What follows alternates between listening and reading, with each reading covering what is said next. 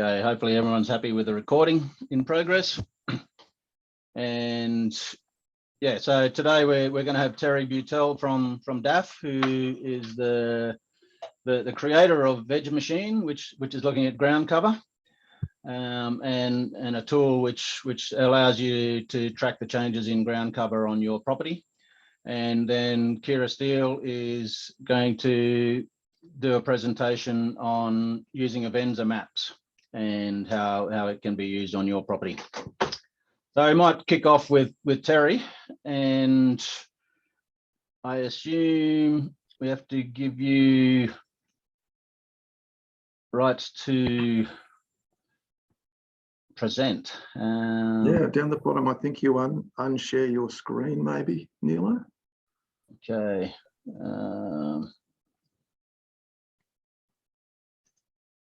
Advanced sharing options.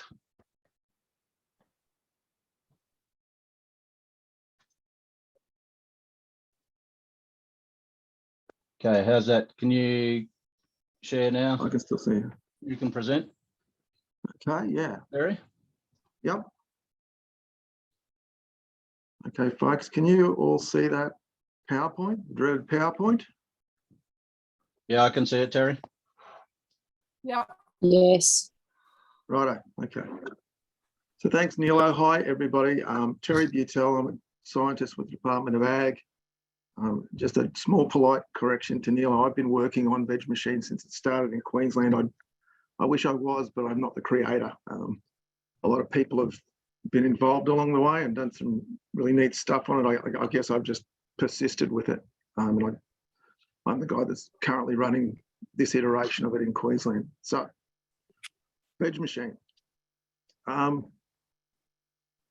What VegMachine is a tool for monitoring ground cover across your property. It sort of hooks into a very, very large data set that I'll explain a little bit about later.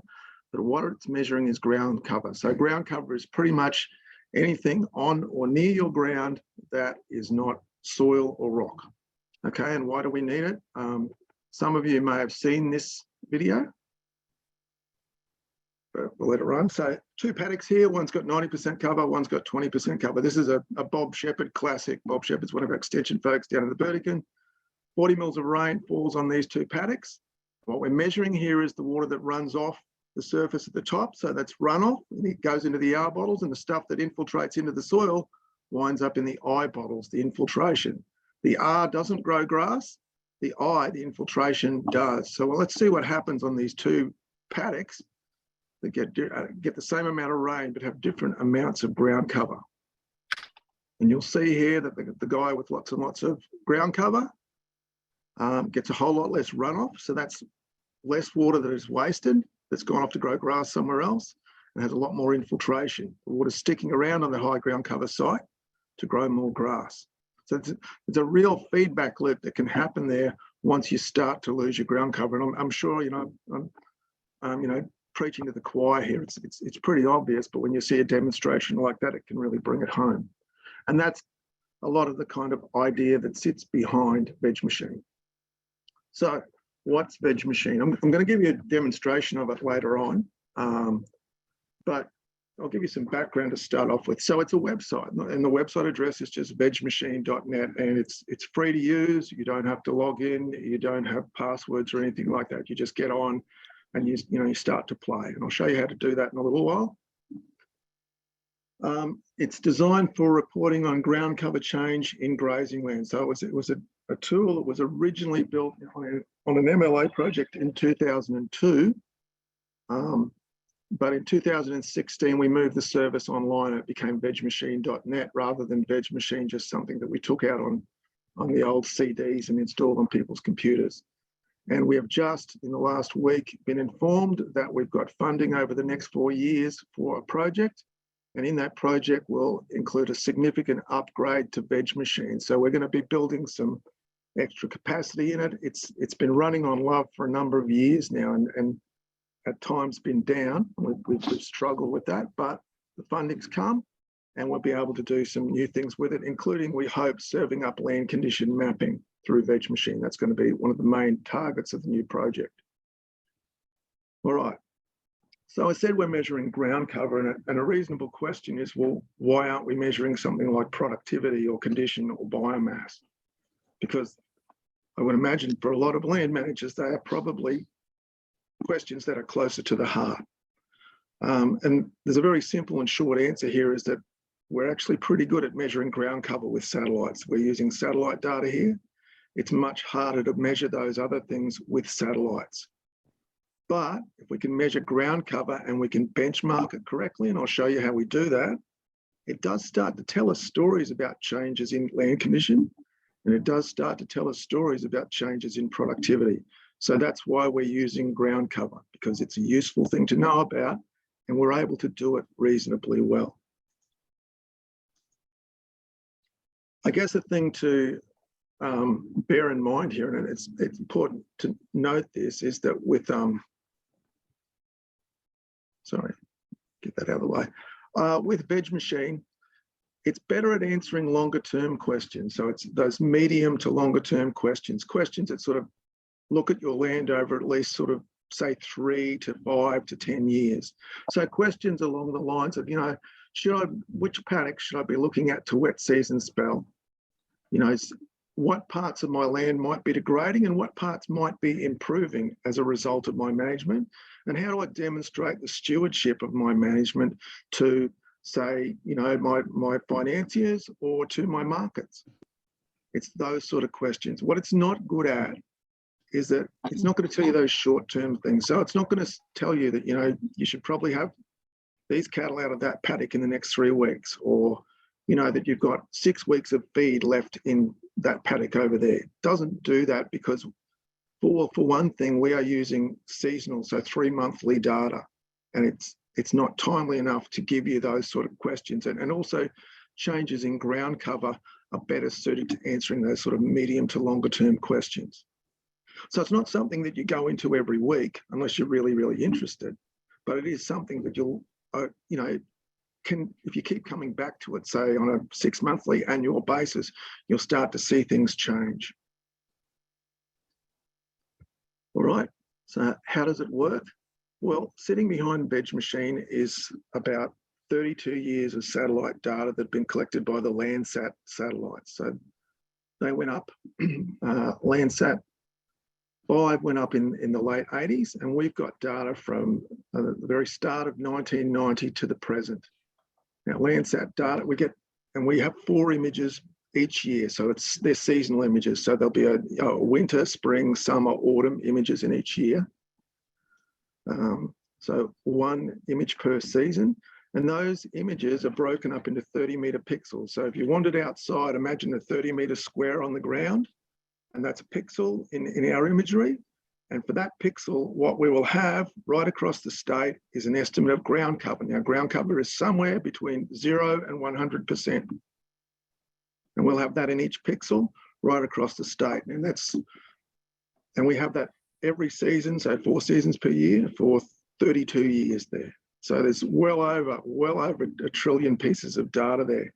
And what VegMachine does, if you want to think about it this way, is it allows you to put your hand into that huge barrel of information and pull out the little bit that applies to whatever part of your property you're interested in, and put it into a neat presentation that helps you understand how your ground cover has changed there.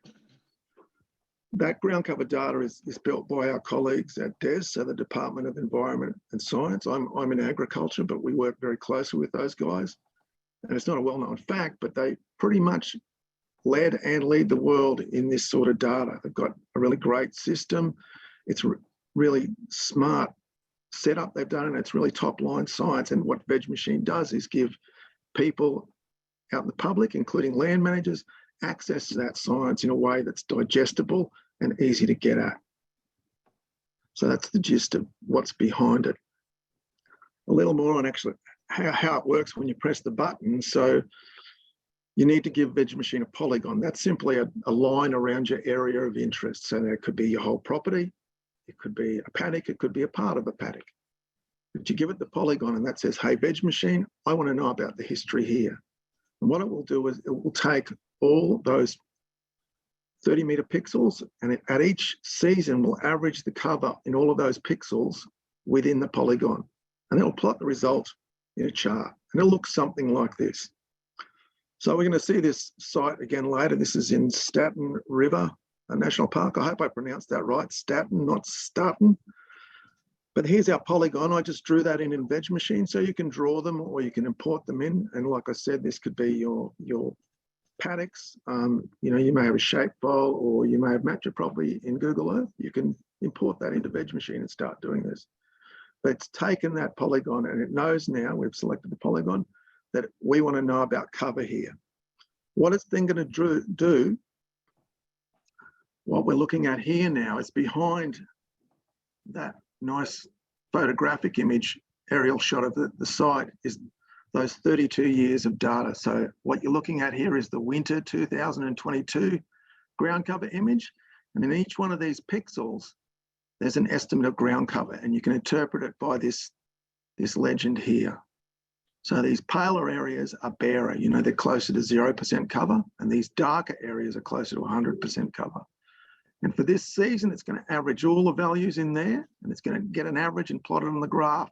It will then go to the previous season and repeat it, and so on until we've got a graph. So that's the results there. This shows ground cover change in that gully area on Staten River National Park over time from 1990. Nilo, can you guys see my mouse okay? Yeah, I can, Terry. Okay, good. Sorry, I've been assuming that you couldn't. I've been waving it all over the place here. So our time series goes from 1990 up to 2022. And what we can see for a start is this gully here has certainly been around by the look of things since at least 1990, because that line through there is 40% cover. There's 60, 80, 100, and there's 20 and 0 there. So it's been averaging about 40% cover since at least 1990. We can see a couple more things in here too. There's some gaps in here, especially earlier in the time series. That'll be a combination of just cloud blocking the imagery, and also in the earlier days of VegMachine, we didn't have as many satellite overpasses. So we were more likely to, if there was cloud around, to be fouled up by it. So there's some gaps there that will always be there. And we see these occasional sort of big blips that go up in cover. So cover shot up there to almost 80% from down at 40%. And this is an important point with something like VegMachine. I mean, I can draw the polygon and I can look at the graph and I can take a guess at what happened, say there. And my guess would be that, some rain fell. And here's your rainfall, monthly rainfall record here. But rain has fallen. It's been really good for some sort of annual plant. It's popped up in, large numbers, and it's probably blown away with the next season because annuals don't last. And you see that a lot on fairly degraded areas like this. That would be my guess. But the point is, I don't know. And one of the great things about VegMachine is if you're a land manager and you know the history of your country, then you can look at a graph like this and go, I know what happened in this paddock at this time. I know why the graph went down, or I know it went up, because you have that other dimension of insight. You know the management. From the outside looking in, I don't. I can take some guesses, but there's a real value add that land managers can have with something like VegMachine, because they have that intimate knowledge, that history of their land, and they can really add value to this graph by interpreting it and relating it to their management. So that's the gist of how it works. Give it a polygon, it averages the cover value on each season, and hey presto, you've got a graph. All right, I'm going to give you a little tour of VegMachine now, which means I think I've got to do a new share. But we're going to look at the website and we're going to draw some polygons, and I'm going to show you how to get some reports back, and then we'll come back to the PowerPoint. Where are you, dear?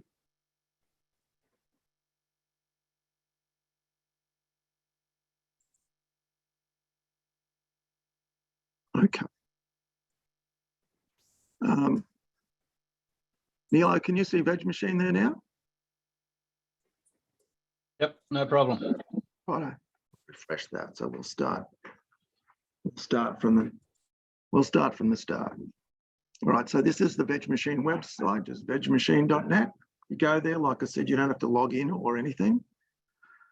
The broad layout of it here is we've got a menu bar, a map panel, an output panel, and I don't know if I can move this thing. You'll see a help button there too, which will take you to the help page. So we've got some help materials there as well. So that's the gist of it. It's a very simple website. In the menu bar here, there are three main things that you can do here. You can work with your map functions, and we're going to work through some of these in a little while. But the map functions are basically for finding your way around and working with the polygons that you either import or create in VegMachine. There's some interactive analyses, and we're going to try both of these in a little while, the single and the polygon comparison. Interactive analyses are what you do when you have a polygon or two here and you get a graph over there. And the last thing, and then this is the most important thing that will come, powerful thing that will come out of VegMachine, is you can do a regional comparison report, and I'll show you how to do that as well. It's the most informative, particularly if you can do it paddock by paddock, to understand what's going on with your ground cover on your property. Just quickly, in the help panel, if you go to that, there's some frequently asked questions here. There's a YouTube channel and a Facebook page. They've both been pretty quiet for some time, so there's not a lot of material there. But there's a manual here. It's a PDF. It's about 8 or 10 pages from memory, and it'll talk you through everything you need to know when you're using the VegMachine website. And if that fails, on that help page, is also my contact email address there as well. And if you are using VegMachine and you ever get stuck, please do just give me a yell. And my phone number will also be available at the end of this. Well, you're welcome just to get me on the phone and say, I'm doing this, I'm getting stuck, what am I doing wrong? And I'm really always happy to help people. I want people to use this technology. All right, the last thing here in the map panel to point out is you see this little layers icon here. You can start to mess around a little bit with what's displayed in the map. So you don't have to look at a photographic map. You can look at this more of what's called the roads map. I tend to stick with that hybrid one that we've got, because it's got some towns and stuff. And when you zoom in a little bit, you start to see your lot plans. So this can help you find your property. Although you can also find your property by doing a search for location, and you can put in a lot plan or address there. But these map layers show you, and I'll look at total ground cover. Okay, so this is now the total ground cover image for winter of 2022, which was what we saw that in the PowerPoint there before, and you can see the legend here, and we're able to, you watch this slider move along as I start to move through it. You can start to see the images for different dates. I'll zoom out of it. Shows up a bit better. And this is showing you the image that the ground cover layers that VegMachine is actually using in its analysis. You can see the seasons changing here as we go through. And you can also, there's a transparency slider here. So you can see the imagery, the map underneath the cover imagery. So you may be zoomed into a particular part of your property. You know, you can start to relate how the one image relates to the other. So that's there as well, is it? There's a range of different imagery that you can look at, and they are explained in that up in the help section in the manual. They are there. Okay, I'm just going to turn those off. So we go back to our normal imagery. All right. So let's draw some polygons. And I'm going to find my way up to the Gulf here. There's Staten River. I'm going to go back and find that gully area.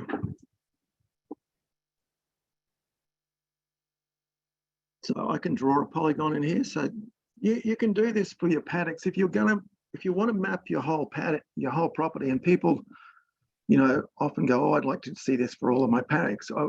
Certainly you can do that in VegMachine. I would encourage you though, if you want to map your whole property and you're going to put a bit of effort into it, use better software. So a good place probably to start is to talk if you don't know anything about mapping, is maybe talk with Nilo and Taylor about, you know, what sort of software you might use to do that. There are various options out there, and then you can get your property mapped, you know, with good software and get a good result. You can, however, you know, draw your polygons in here. So I'm just going to put a polygon around these gullies here, this gully. Finish that. And so there's my polygon, and I've said to VegMachine, you know, well, this is polygon 1, and that, it will name it by default that. I'll draw a second one here. Let's pretend that that's one paddock and this is our second. I'll just draw that in there. Finish that. And this is polygon 2. Now, that names aren't particularly useful, so I can go up to map functions now, and I can rename my polygons. Polygon 1, I'm going to call gully, and polygon 2, I'm going to call grassy. Rename them, and now when I float over them, you can see that they've got their new names. So I can draw these. I can also save these. So if I've gone to the trouble of drawing them, I can save those polygons, and that'll just put it in my downloads folder, and then I can re-import that back in using import polygons. But I'll leave these guys here for the moment. It is also possible to import like a shapefile or a KML from those better mapping packages, and I'll show you that in a little while. But what we're going to do now is actually do some interactive analyses, which is the next step down here. So let's just start off with gully paddock. I'm just going to click on that. Now, when I click on that, it goes clear. If I click again, it goes white again. When the polygon is clear, what I'm saying to VegMachine is I'm interested in this one. I want you to do an analysis on the clear one and not this one. I'm going to do a single polygon analysis and ground cover. And so I'm saying to VegMachine, show me how ground cover has changed in that gully polygon since 1990. And it'll give me the graph basically that you saw in the PowerPoint before.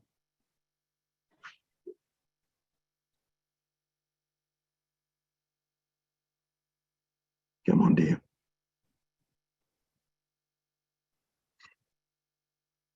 It's not normally this slow, but we'll give it a chance.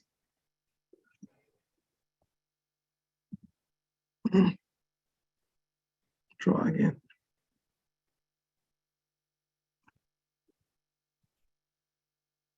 I hope it's going to work, Nilo.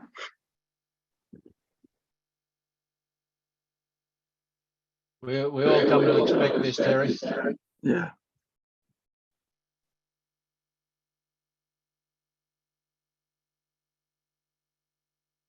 If anyone is playing along at home at the moment, maybe just refresh your browser and stop, if you could. Okay. All right. Give it one more try here.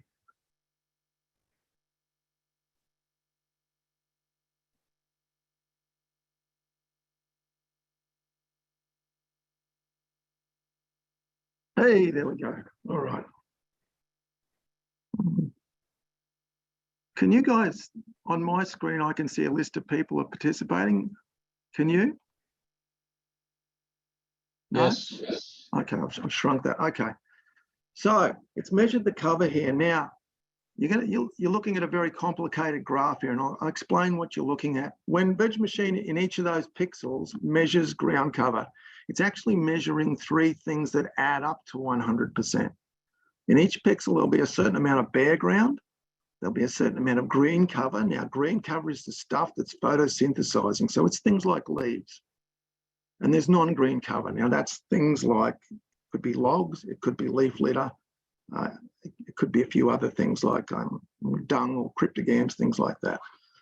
But if you add up the green and the non-green cover, you get total cover. So I'm going to turn off these other guys. So now we're just looking at the total cover here. And we can see our cover there changing through time. Right, which is similar to what we saw before. The number's a little higher here now. We'll put the polygon in a slightly different area and probably picked up some higher cover areas in it. But you see that that's a single polygon analysis. It shows you how the average cover in that polygon changes through time. Now that's interesting, but another thing that we can do is we can compare these two. And this becomes interesting if, for example, you have two sites you want to compare, you want them to be the same land type, so the same sort of country, and you might know that one's in really good shape. You go, oh, this is what I want my country to look like, and maybe that's our grassy paddock.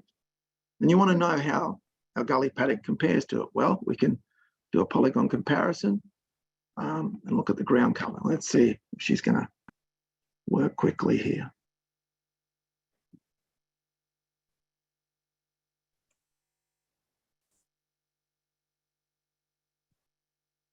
Okay.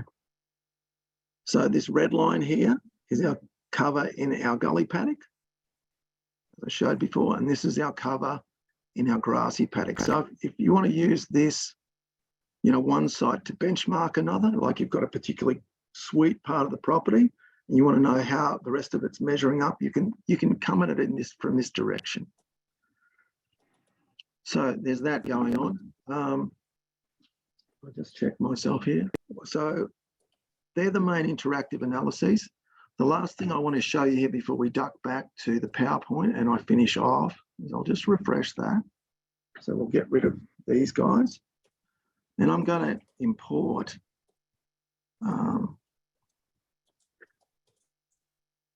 some mapping that we've got for spyglass documents, paddocks. So this is the spyglass is the DAF property down in the Burdekin. Quite a large property, but we're able to look at that and know a little bit about the history. And so these are all of our paddocks here, and you can see as I brought it in, it's inherited all of the names of the property.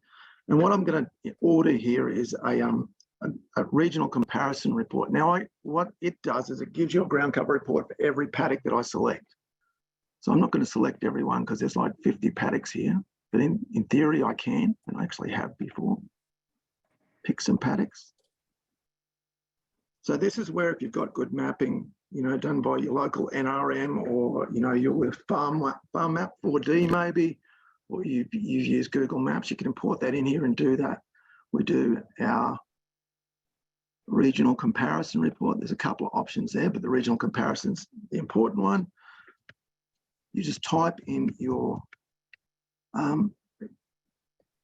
email address that you want it to come to,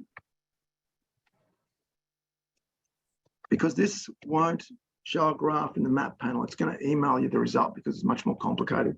And I just put in the name of the property because that's a little title that will go on each page. And Terry, you missed the at. Say that again, Neilo? I think you missed the at sign. Oh, that's okay. What will happen is it'll say, you would have seen the little bubble pop up then and said you'll get your report soon, and that will be emailed to whatever address I put in. So what I'll do now is I'll go back to the PowerPoint and I'll show you the results of that, because that's going to take a while. Here's one we prepared a little earlier. I've always wanted to say that.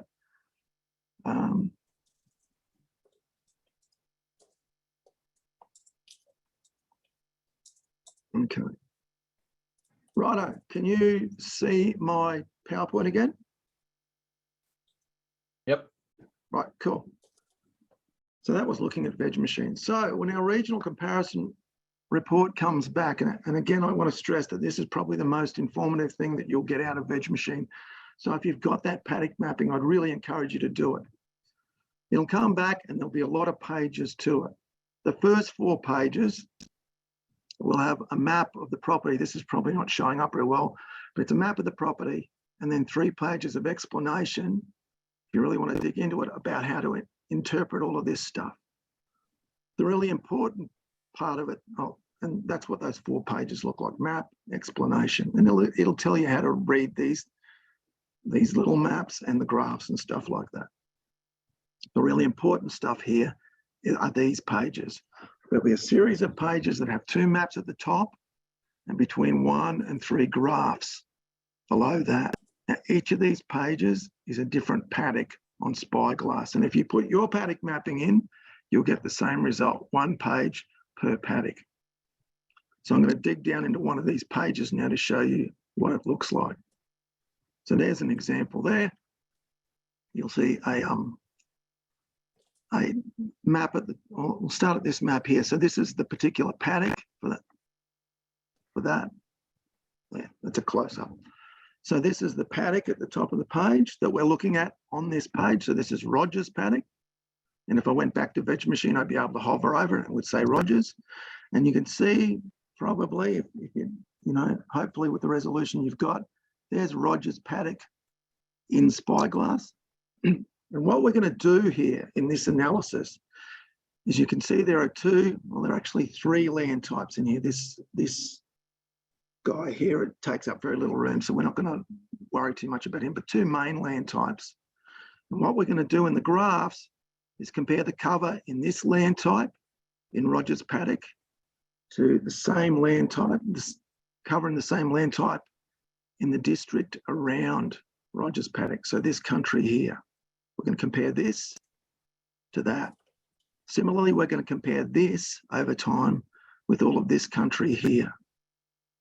So we're comparing apples with apples in these graphs. We're comparing the same land type in the paddock with that in the same land type outside of the property. Now, an important thing to think about here, ground cover is driven really by 3 things. If it rains more, you get more cover. We all know that because you grow grass, and grass creates litter, etc. Another thing that causes ground cover to vary is land type. Some land types just inherently have more cover, and that's why we compare apples with apples. We're comparing this land type with the same land type outside and not a different land type. The third thing that pushes levels of ground cover around is management. And if you think about what we're doing here, this land type here is the same land type as we're comparing it to. So there's no difference in land type. They're in pretty much the same area. So they've probably got the same rainfall history. The only difference between this and this outside the property is the management. There's the management of your property compared, if you like, to the average management in your district. And that's why these graphs are so powerful, because when you differ from the district, you're probably looking at a difference between your management and the district's management. So just go back up. So we're looking at the graphs for these 2 land types. So that's the top of the page, and here's the bottom of the page. Excuse me. So you'll see this dark line here with symbols along it on both of the graphs. What that's showing is the average cover in this land type in Rogers paddock. So, for example, in this season here, which was probably in spring 2002, I'd guess, ground cover in the paddock got down to about 70%. And right up here at the end of the time series, so we're probably in something like spring 2022, covers up about 95%. Now, covers, like I said, it's always good to have more cover, but it will be pushed down by season. And you can see it's going up and down here. You'll see these grey bands at the back here. All they're showing you is the variation in ground cover in that land type in the district around here, around our paddock. So the lower you sit in these bands, the less cover you've got compared to our expectations from the district. And that's what these symbols are about. If you've got a dark blue symbol, you're sitting up in the top of these bands, which means your cover in this land type in Rogers paddock is well above what we would expect given what we see in the district. The light blue means you're above, which means you sit in this band in here between the upper grey band and that median line. The white circle means you're about what we'd expect in terms of your cover given season and land type. And then if you get into these diamonds, the sort of peach colour and the red one, that means that your cover is below our expectations or below the season, not the district sort of standards. So what we're doing here is starting to separate out the management of whatever place you're interested in and against the kind of average management in the area around it. Now, I don't know if you see any patterns, but I know one thing about the management of this site and the whole property at Spyglass. It was taken on in 2011 by DAF. So there was a change in management at this period in the graph. And if you look closely at this particular side, I mean, what you're seeing here is we've gone from a lot of peach and a few dark reds to a lot of whites. That's an improvement in cover. We've gone from below to about expected levels of cover in this land type. And in this one here, we've gone from a lot of whites to some whites and some blues. So in both of these, we're seeing an improvement in ground cover. And that's after we've taken into account the land type and the rainfall. And that's really powerful because it's giving us some validation for the way that this paddock has been managed. We're seeing some improvement in ground cover. And from that, we can start to expect some improvement, say, in productivity. And we can, you know, if this was a commercial property, we might share this with our, you know, our business partners to show that, you know, we're on track with our management. We might take this to, you know, if we're trying to market our beef, we can help, it can help us to do that too. But you see there that really important link between, well, VegMachine allows you to sort of zoom right in on this paddock and get some detailed info, but also for your property, you know the management history and you can start to say, okay, I know at this time I changed this paddock in this way. What has been the result? And you start to get some really good scientific feedback. So yeah, that's about the gist of what I've got through to go through today. I'm happy to field questions. I guess some take-home messages here, if you get nothing else out of this today, is VegMachine is really about letting you put your hand into that massive barrel of world-class information and pull it out and look at the bit you're really interested in. And because you're the land manager, you'll have insights into that people like myself don't. You know the history. And that's really important because all of these graphs need to be interpreted in terms of the management. If you want to have a go, just go. Get on vegmachine.net. I'll give my phone number in a moment, or my email is there as well. There's lots of instruction materials there, and I'm very, very happy to answer any questions you have. And if you do nothing else, I would encourage you to do a regional comparison, even if it's just for the whole property, just a polygon for the whole property. But if you can break it up into some paddocks, all the better. There's my contacts. I'm always happy to talk about this, and I will leave it there. Thanks, Nilo. Thanks, Tyler. Thank you very much, Terry. Really appreciate that.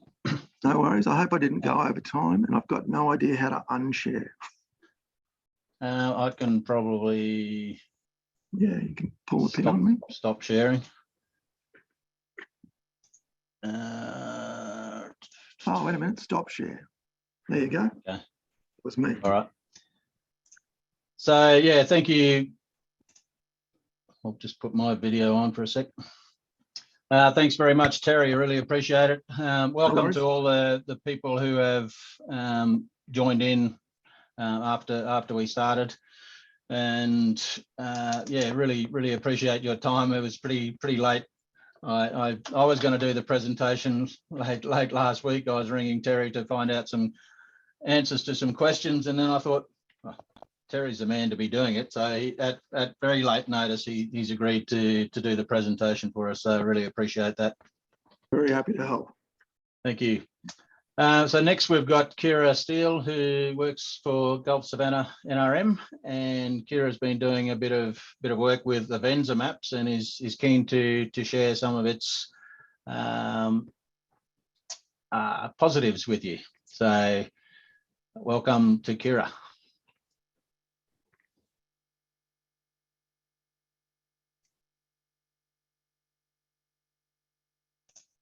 You're on mute, Kira. Yeah, that's what I was saying. I'm trying to find out how to unmute myself. Hello, everyone. Can you hear me now? Yes, I can. And you can see my screen? Yep. Well, my name is Kira Steele. I'm the Tech Adoption Officer. Just very recently moved into that position for the Gulf Savannah NRM in Georgetown. Today, I will give you a quick introduction to Avenza Maps and show you how to use just a couple of the features.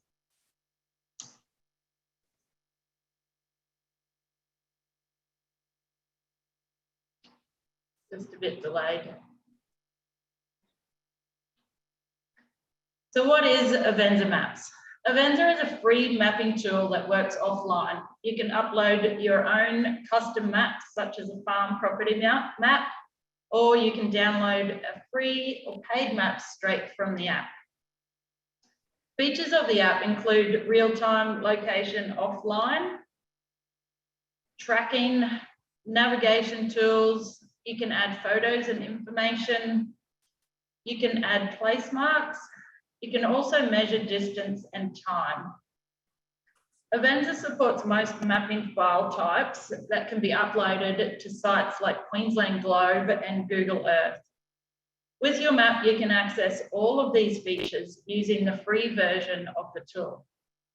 There is a paid version that allows unlimited maps and some extra features, but I won't be going into those with you today. Today, we will explore the free version so you can get started using it on your property. To get started, simply download the app to your phone. It is a phone app and it is not a desktop app, so you can only download it to your phone or tablets or iPads.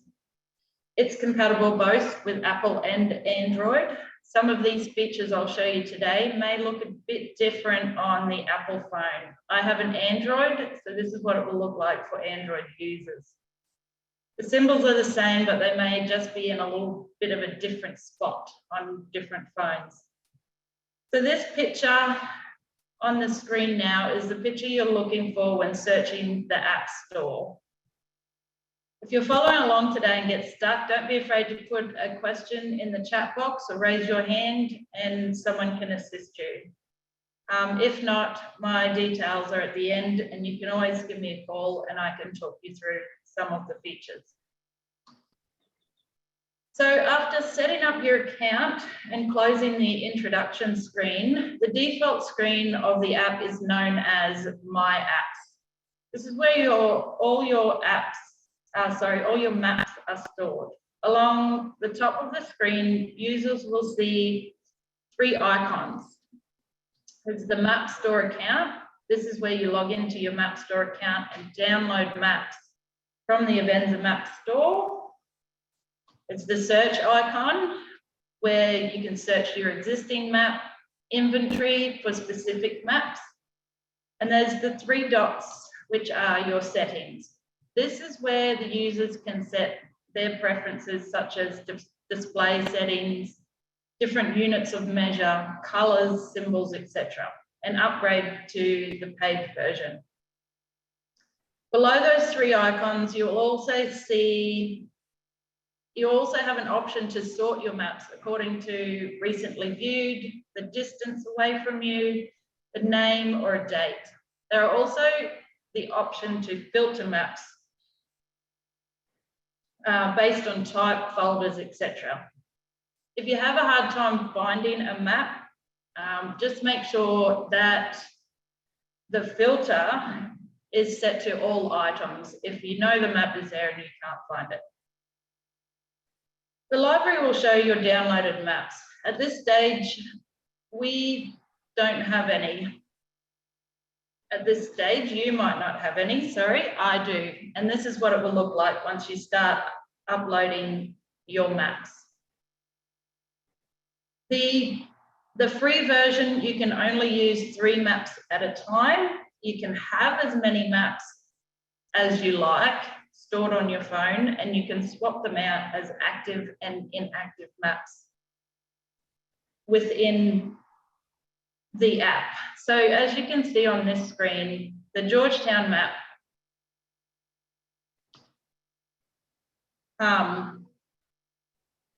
and these other two are active at the moment. They don't say it, but if they were listed here and they were not active, it would have a little green inactive alert underneath the name. So finally, along the bottom of the screen, you will see 3 tabs, as well as an orange plus icon. The My Apps tab provides a list of all the maps you have installed on the app. As you can see, I have 3 showing, and one is telling me I am on map. which means my position right now is somewhere within the area of that map. The other maps are telling me how far away I am from being on that map. So as you can see, Everleigh is only 21 kilometres down the road from me, and so is Mount Surprise Station. It's about 39 kilometres. The layers icon provides a list of all the map features. So these are the points, lines, tracks, areas that you have within the app. It's not just within a map, it is actually within the app. So all these layers are combined or showing what I have within the 3 maps that I have in the store at the moment. The store is the Avenza map store, where you can download a variety of free and paid maps, and you can download these from all over the world.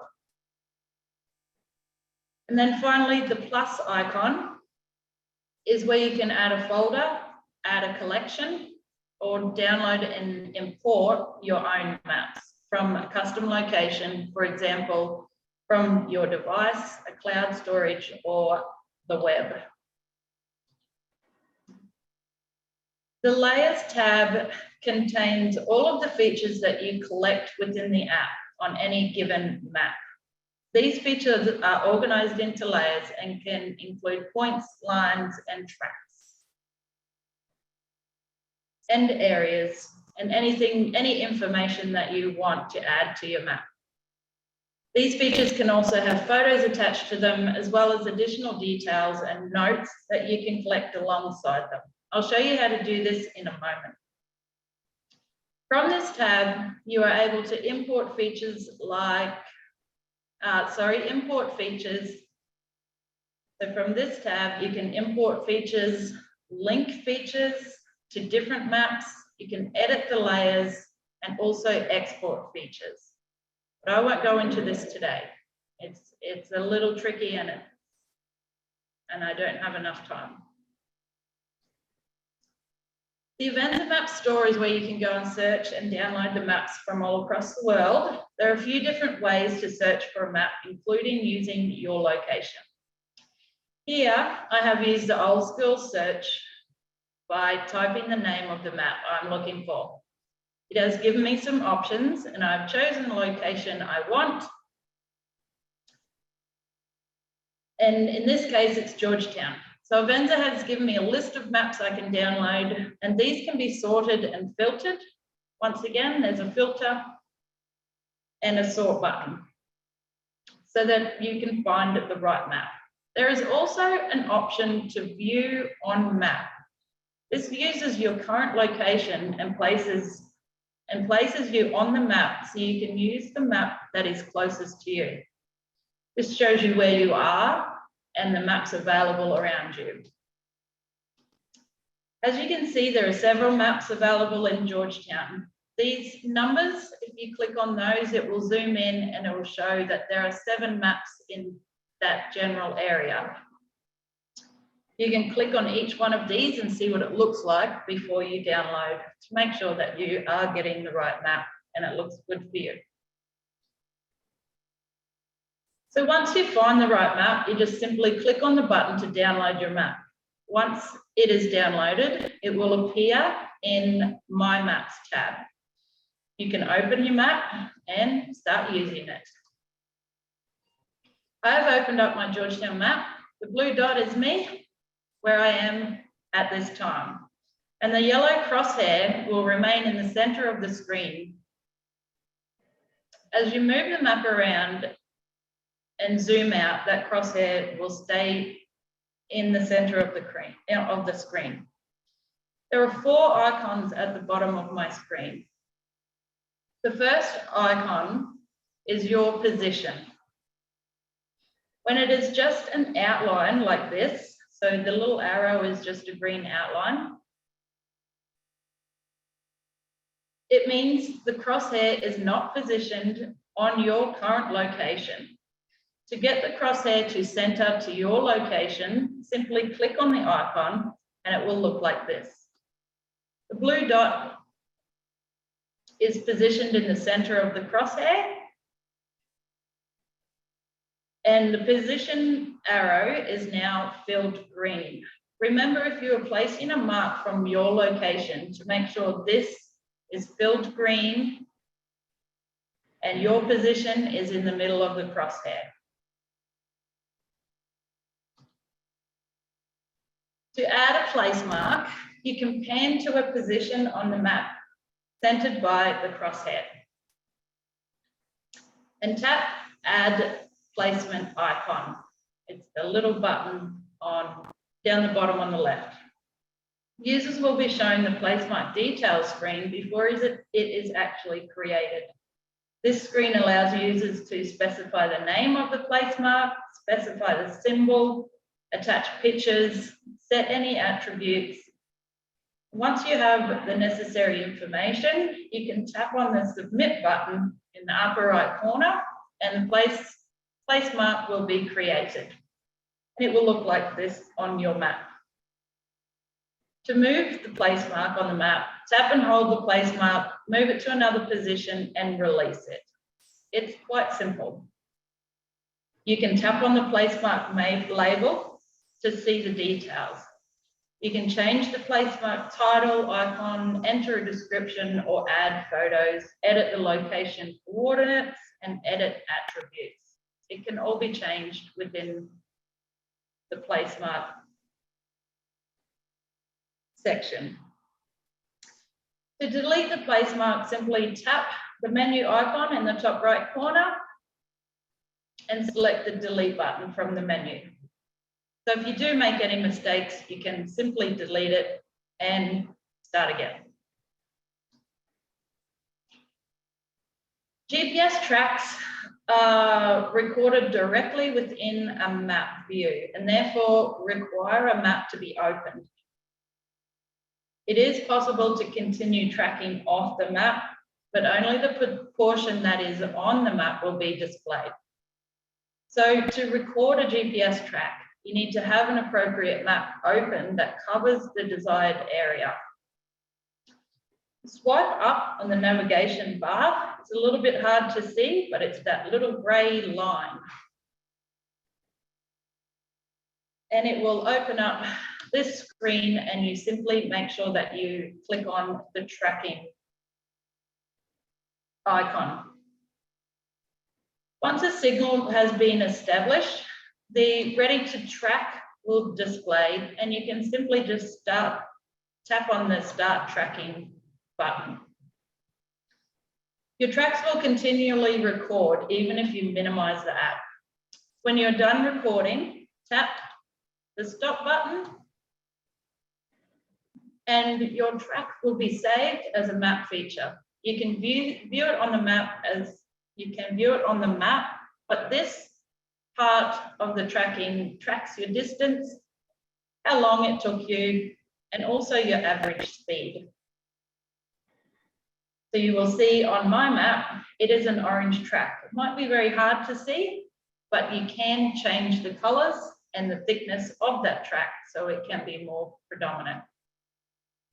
And that you can do by editing the tracks and the attributes by clicking on this layers icon. The layers icon will take you to the layers you have created. So here you will see the layer I've been creating today. And if you click on that layer, you will find the objects I have created. I have created my tracks and my placemark. These can be exported and other layers can be imported by clicking on the orange icon and using the export and import icons. The last icon at the bottom of the screen in the right-hand corner is the Draw and Measure tool. It has many functions and I won't have time to go through them today. But some of the actions you can do with these tools are measure the distance between features, enter coordinates to find a location, navigate to a location, or if you have photos that have your GPS details, you can plot the photos onto your map and it will show up in the position where the photo was taken. I encourage you to download the app and have a go at these on a map like the one I've used today. And don't be afraid, you can't break it. We in Gulf Savannah have used the Avenza map with our biodiversity project plotting the position of ant traps. Taylor was able to go back and find them. These traps were 10 metres apart in a 100-metre plot. Very small and difficult to find, but was made easy with Avenza. Taylor was able to go directly to where we dug the holes and find the position of the ant traps. We've been able to share the tracks between officers to lead them to specific monitoring points. We have uploaded Sarah's tag GPS coordinates that have fallen out of the cattle. We've given those coordinates to a helicopter pilot to find the lost tags, and he was able to get within 30 centimetres of those tags. Some of our producers have plotted water tanks and watering points using the elevation details in the place mark information.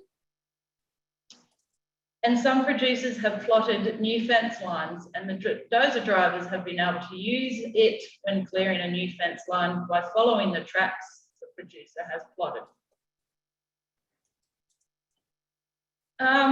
Other producers have used it as a safety tool for new employees travelling around the property. They can have the property map on their own phone and navigate to each feature. It can also be used to map your property and be used in conjunction with Queensland Globe to create a desktop version. Like I said earlier, this is just a phone app and not available on a desktop, but it does work and you can export it to Queensland Globe so you can make changes and add layers as in Queensland Globe and export it back to Avenza Maps. So I'd like to just finish off by thanking you all for your time today. And if you have any further questions, I think we have question time now. If not, my details are on the screen. I'm happy to have a chat, or you can send me an email. Always happy to help with Avenza. So thank you everyone, and thank you Neelo and Taylor for inviting me today.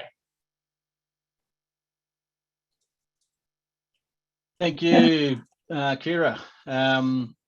Yeah, great presentation, and yeah, I can vouch for a free app. It's really useful, and you did sort of mention at the end there, Kira, that you can put your property maps on. So if you have a PDF of your property map which is geolocated, like comes out of ArcGIS or from Farm Map 4D, you can email that or get it emailed to you, open that up on your phone and just add that as a PDF, which gives you a lot of other options. You can have land types or infrastructure and those sorts of things on it as well. So yeah, great presentation from both you and Terry. And so yeah, I just want to, we are at time, but the software hasn't kicked us off. So if anyone's got any questions, then go ahead. Aaron, you? Hey, Karen. Hi. I went, while you're talking, sorry, I went and downloaded it on my iPad.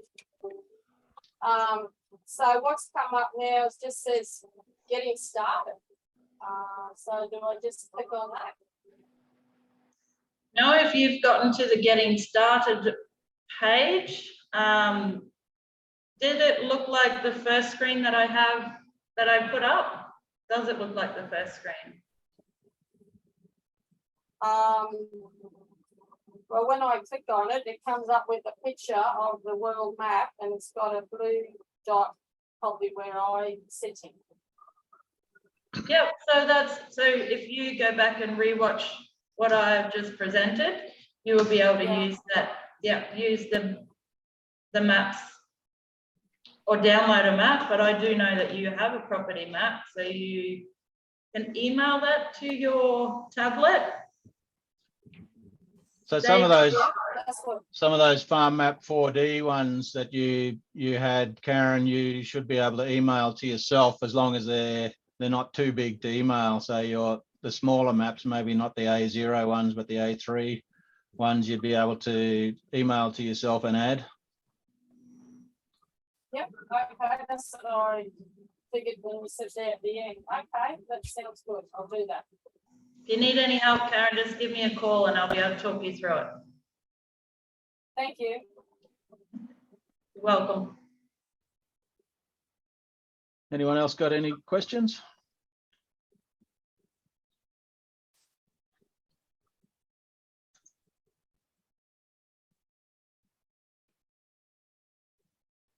Got to thank you all. I think this is from Taylor. Thank you all for joining today, and a massive thank you to the presenters. They did an amazing job.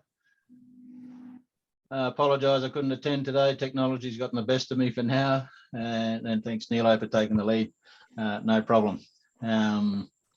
Yeah, really, as I said, appreciate you stepping in at the last minute too, Terry. And yeah, you taught me a few things. It was, yeah, VegMachine I didn't realize you could put the whole properties polygons in there and do them all at once as well. So that taught me something which is really useful.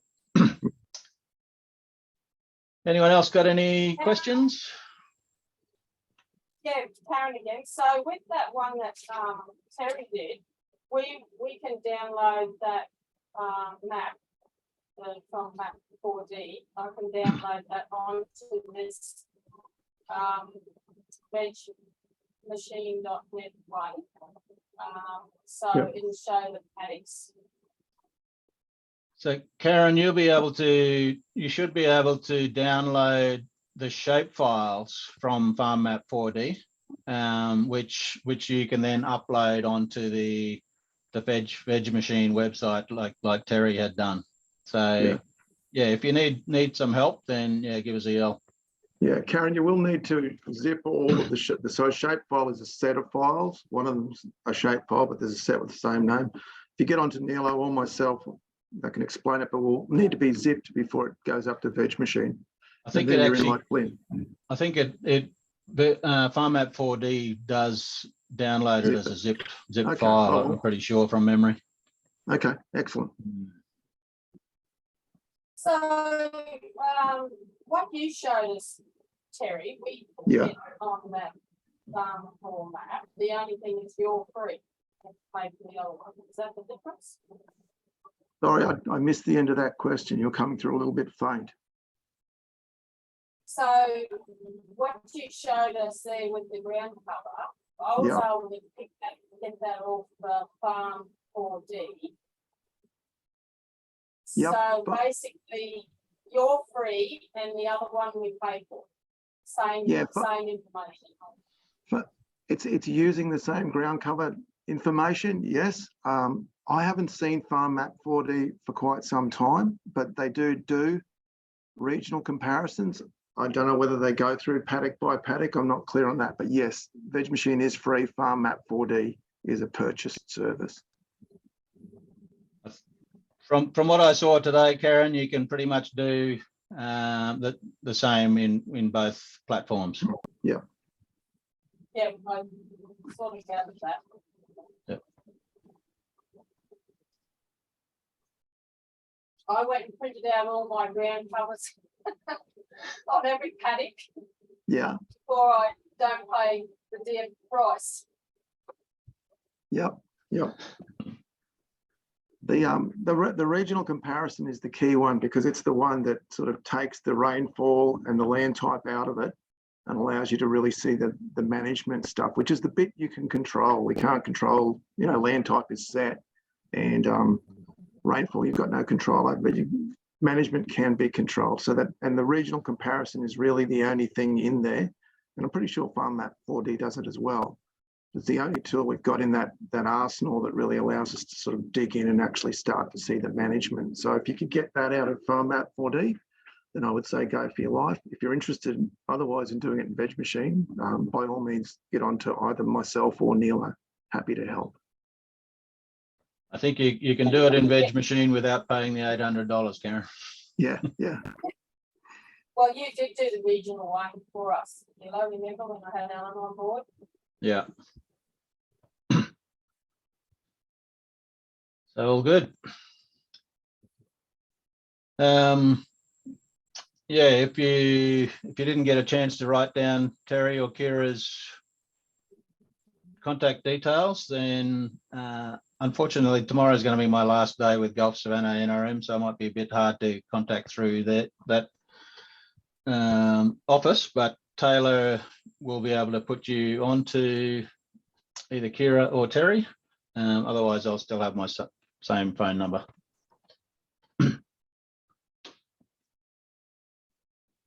So yeah, we might finish it off now, and thank you all, and have a great Christmas. You too. Thanks, everybody. Thanks, everybody. Thanks, Nilo. All right, and thanks Taylor for organising the webinar, and sorry you couldn't be the voice. Thanks, Taylor. Thanks, Taylor. All right, see you all. Bye all. Everybody. Merry Christmas. Merry Christmas.